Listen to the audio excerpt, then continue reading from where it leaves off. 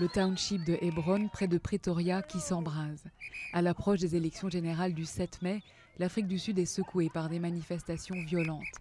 Beaucoup dénoncent le manque d'accès à des services de base comme l'eau et l'électricité et se sentent négligés par les autorités.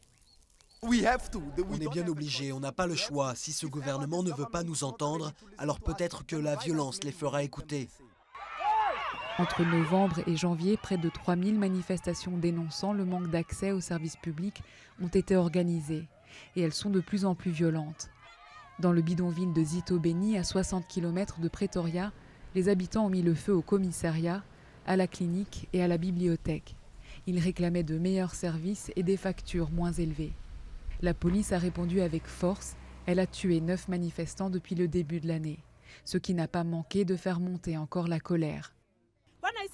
Quand je vois mes frères ramasser des pierres et les jeter sur la police, ça me donne envie de les aider. C'est ce que je fais car eux, ils ne nous aident pas. De plus, le rand, la devise nationale, est à son plus bas depuis 2008 et l'industrie minière est paralysée par des grèves. Le président Jacob Zuma a été vivement critiqué pour avoir fait rénover sa propriété aux frais des contribuables pour 20 millions de dollars.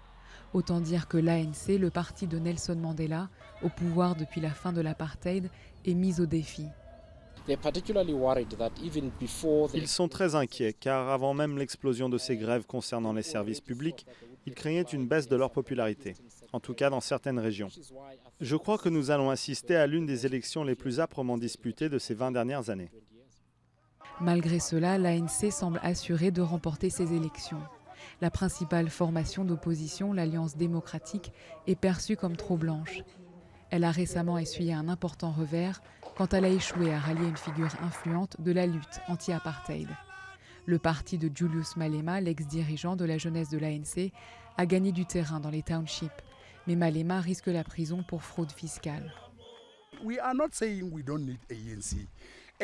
ne dit pas qu'on n'a pas besoin de l'ANC. L'ANC, ce sont les gens qui ont libéré les Sud-Africains de l'apartheid.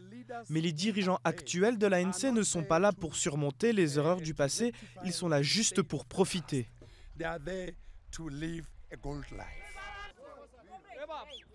Mercredi, des heurts ont éclaté entre des militants de l'ANC et des manifestants de l'Alliance démocratique. Cela ne présage rien de bon pour l'Afrique du Sud, qui organise ses premières élections depuis le décès de Nelson Mandela, l'homme qui incarnait la réconciliation et l'unité sud-africaine.